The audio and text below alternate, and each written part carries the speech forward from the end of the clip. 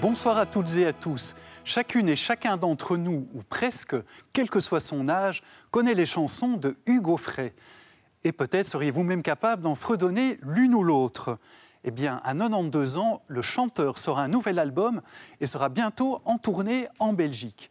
Mais qui est l'homme qui se cache derrière l'artiste ? Pour le découvrir, Corinne Owen et Jean-Louis Gillot sont allés à sa rencontre. Et ce soir, nous vous proposons de découvrir son interview qui nous révèle en fait tout simplement un humaniste. Regardez.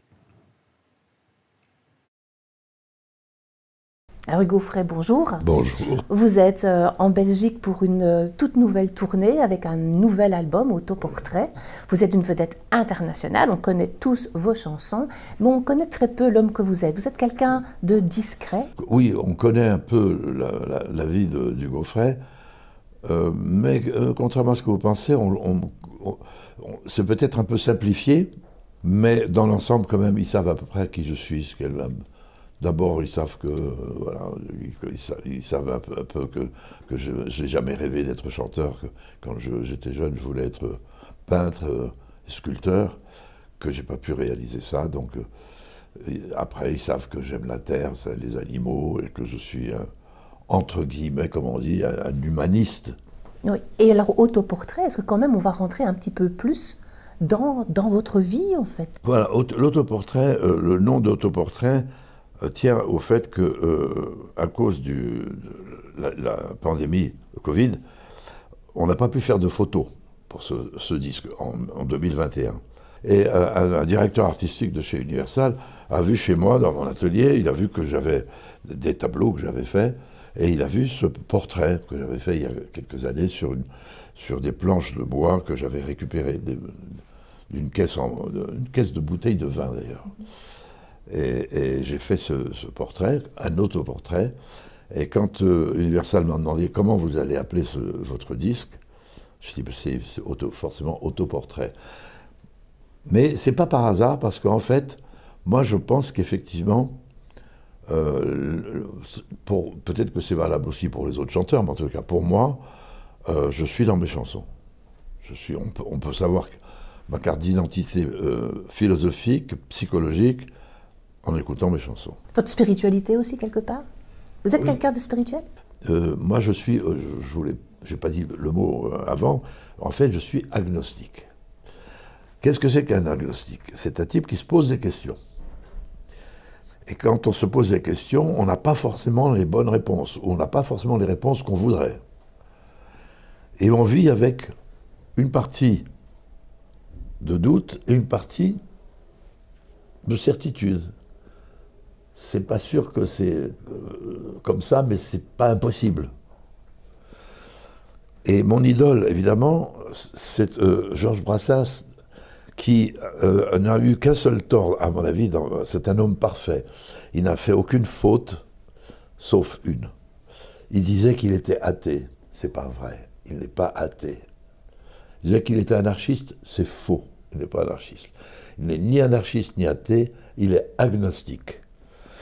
Alors, l'épreuve de ça, souvent, quand je chante, je glisse une chanson de Brassens. Alors, il y a évidemment des tas de chansons où il parle de Dieu, et notamment l'Auvergnat, qui est un chef-d'œuvre, et un autre chef-d'œuvre que vous connaissez peut-être moins bien, parce que c'est moins connu, c'est Le Fossoyeur.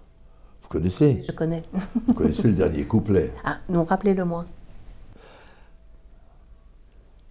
Ni vu ni connu, brave mort à Dieu, si du fond de la terre, on voit le bon Dieu. Dis-lui bien, dis-lui, le mal que m'a coûté, la dernière pelletée, je suis un pauvre fossoyeur.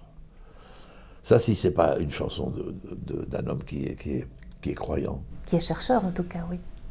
Alors aujourd'hui, Hugues Aufray, le monde y va un peu qu'à un quart.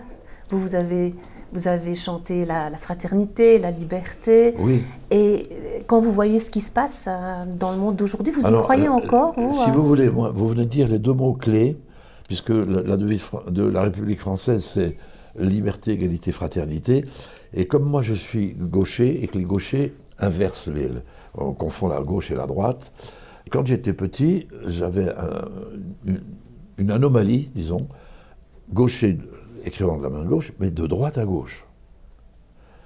C'est-à-dire que c'est illisible. Donc à cause de ça, je n'ai pas pu aller à l'école. Mes frères étaient pensionnaires et moi je restais à la maison avec maman. Je suis rentré dans une vraie école à l'âge de 12 ans. Et quand je suis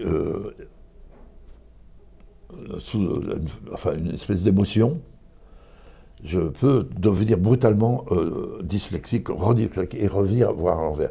Et il n'y a pas longtemps, quand Macron a été élu, le président Macron, derrière lui, il y avait une affiche qui avait été peinte par un Américain qui représentait la France.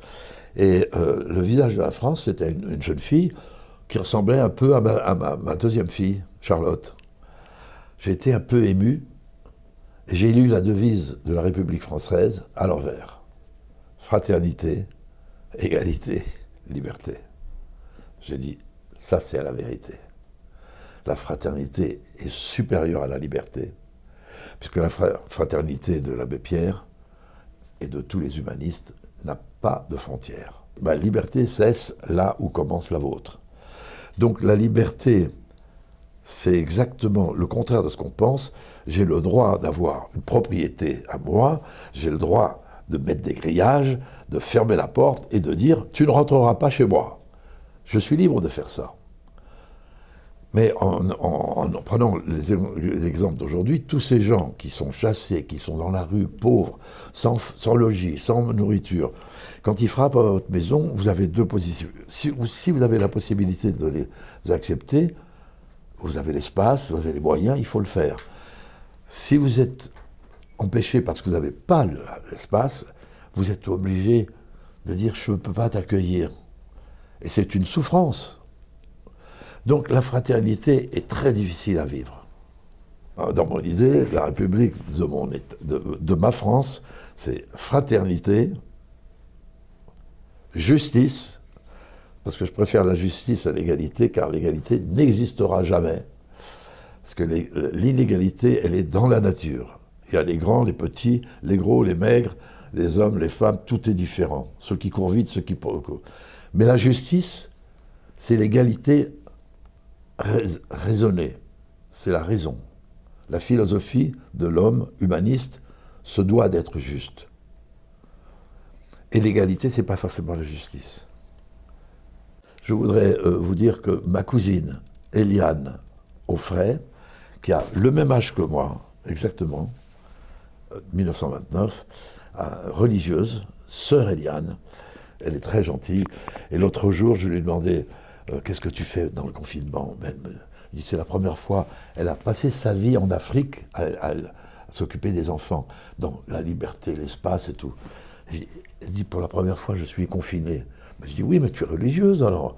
Tu aurais pu être dans un couvent. Qu'est-ce que tu fais? Elle me dit je prie. Et je dis mais comment tu fais? Comment tu fais pour prier? Tu dis je vous salue Marie, notre Père. Je dis moi ça ne me suffit pas ça. Il me dit dis-moi comment on fait pour prier? Il me dit il suffit d'aimer. Aimer quelqu'un, aimer quelque chose, c'est l'amour. La prière, c'est l'amour. Et l'amour en musique, c'est l'idéal. Voilà, ce sera le mot de la fin alors. Merci. Merci. Merci à vous. Merci. Merci à Corinne Owen et Jean-Louis Gioz d'avoir réalisé cette interview. Nous espérons que cette rencontre avec le chanteur Hugo Frey vous a plu. Si vous souhaitez revoir cette interview, eh bien, c'est sur la plateforme Ovio ou sur le site catobel.be. Aussi, rendez-vous sur le site de Catobel si vous souhaitez en savoir plus sur la tournée de Hugo Frey en Belgique. Merci encore de votre fidélité et à très bientôt.